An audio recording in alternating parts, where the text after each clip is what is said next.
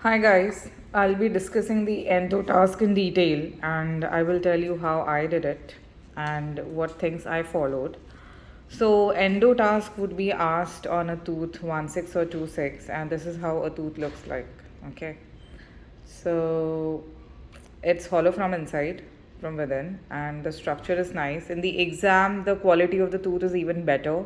Like, I think the exam people have copyrighted their teeth, and that's why they are not available outside. But this is from Navda, and it's as close to the exam tooth. The pulpal canals, I mean, the root canals basically, the openings of the canals are approximately at the same angle as it's there in the exam, and the tooth is pretty much the same. So you can practice on this, and on the exam you'll be fine.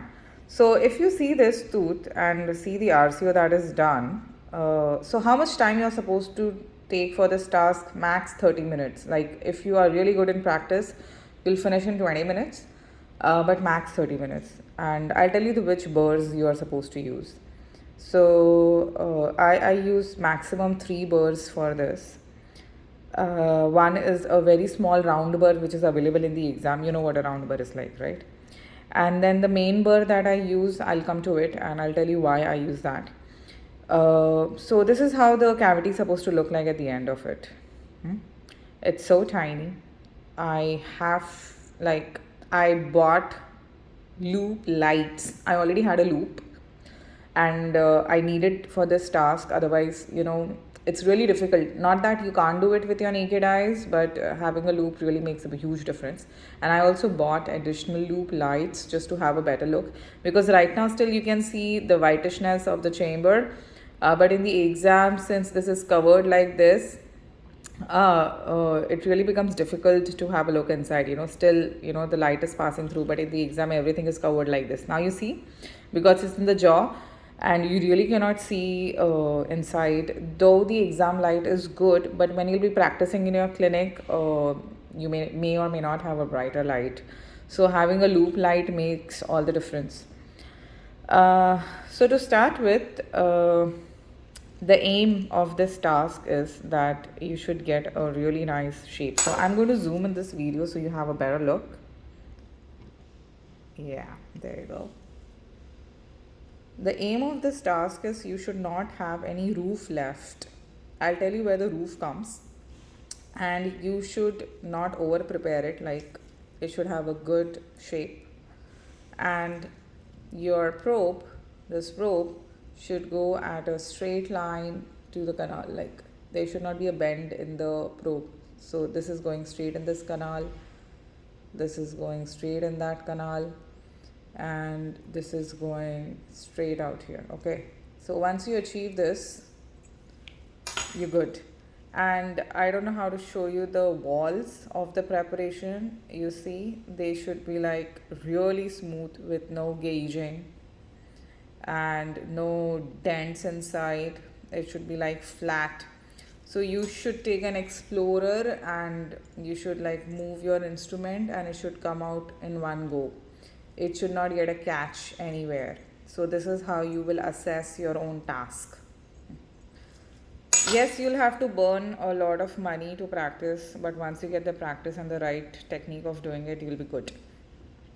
So yeah, so how do you start and which burr do you use? So initially you'll take a round burr. So I'll just draw it here and I'll explain you. So okay, let me draw here. So this is your tooth, and there is this central pit here. So your initial round burr will come and make a ditch here in this area. Now when you make a ditch in this area, you should go down to a level. I'm again going to zoom out a bit. You should, in that one motion only of the burr, you should keep going downwards until you get a drop. Like there is just air and there is nothing. And that is the time you stop. You don't put your burr even more. And then slowly you will extend this round a bit here, because you need to know that the shape of your cavity should be like this. Understood? So this image you should have in your mind. So once you go here, you will extend with your burr a little bit on this side. So now your cavities become like this, and then you will extend a little bit on this side. You're doing that so that your next burr, which is the main burr which you will be using, which is this, can go inside here. Because that round burr is so tiny, it's tiny like this, and you need to put a straight fissure which is like this. So in this tiny hole out here which you have created, that won't go, and if you force it, you might damage the structure of your cavity. So first you put a round burr, step 1. Step 2 is extend a bit here. Step 3 is extend a bit here. You understand? So you'll get a cavity something like this. And now all you have to do is just keep extending it till this level until you see the canal inside here. Keep extending it till this level when you see the canal here. Now once you're done with that, now how would you extend it? So I'm going to give you a cross section of this tooth.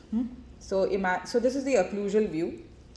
This is this view basically. Now imagine I've cut this tooth and I'm seeing the half section of this tooth, the hemisection of this tooth. How a hemisection is going to look? So the hemisection would be something like this. And now I'm going to draw the pulpal chamber. So imagine this is one wall, example the buccal wall. So now here comes the main part. This is where is the opening. Of course you're not going to touch there, and this would be red in color. Now this portion, okay, listen to this carefully. This portion is the internal wall.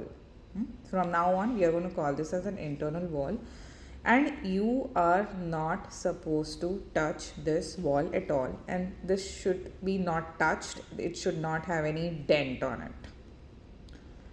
You are just supposed to prepare this portion and make it smooth and nice and flared, and you're going to extend it because this is anyways a hollow. There is nothing here, and this is an internal wall and you will be not touching it. So basically what I'm saying is the inside portion. So if my probe, okay, this is my probe and it's going to a depth of 5 millimeters. The entire depth is 5 millimeters. The first 2 millimeters are the internal walls. So the bottom of the probe that is touching till 2 millimeters out here is the internal wall.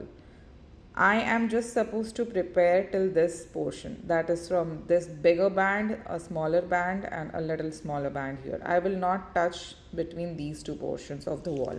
You understand? So now if I would have, so in the exam you will have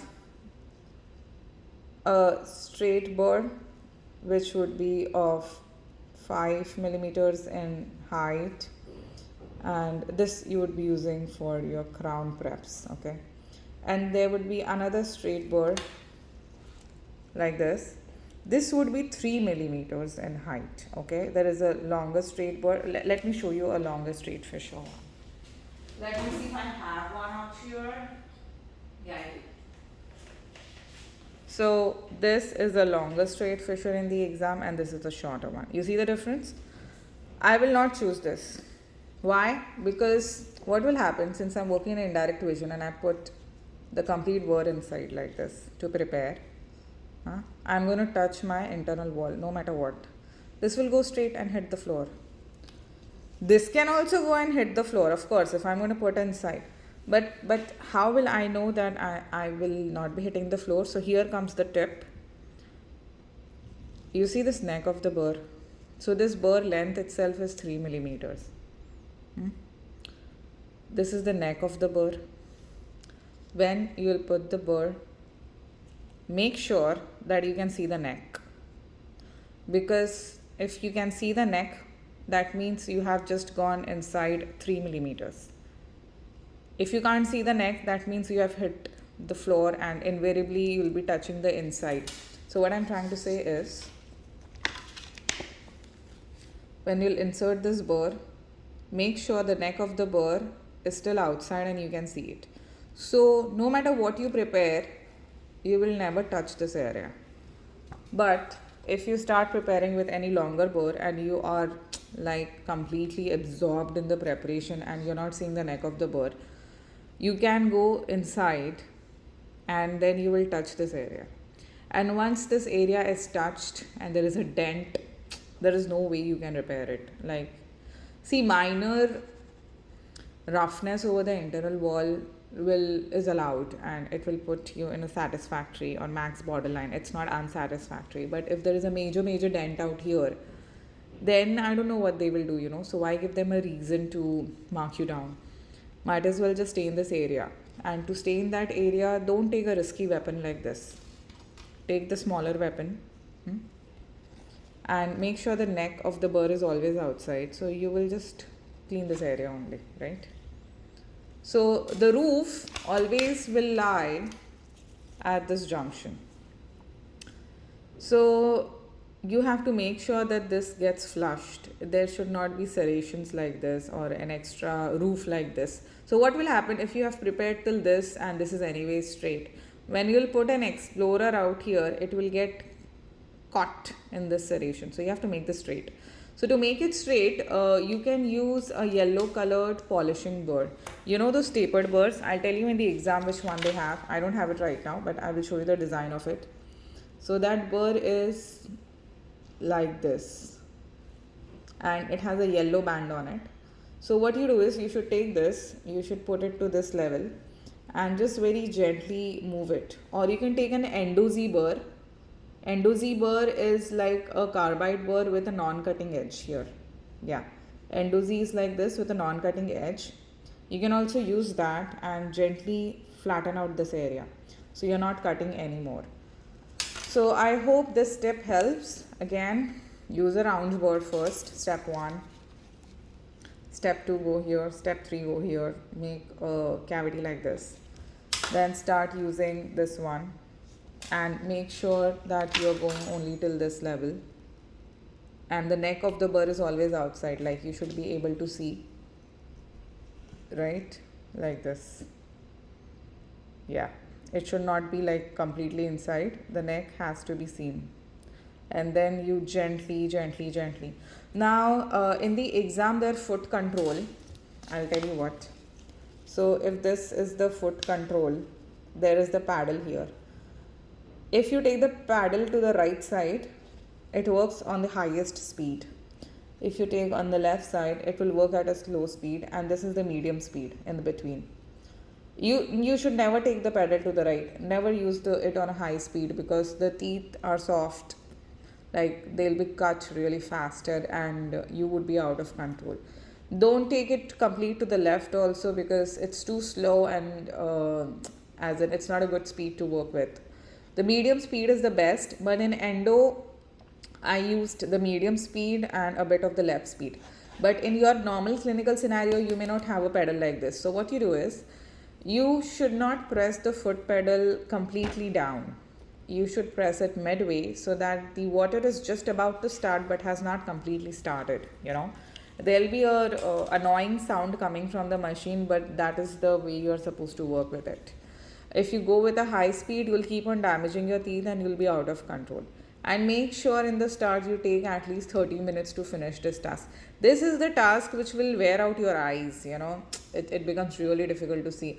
But slowly, once you get a hang of it, you will never do this task wrong. And every time, keep on rinsing it with a lot of water so that no debris is remaining inside. And in the exam, you'll have alcohol wipes. Keep putting it inside to clean. Keep checking with your explorer like this. There should not be a catch at all.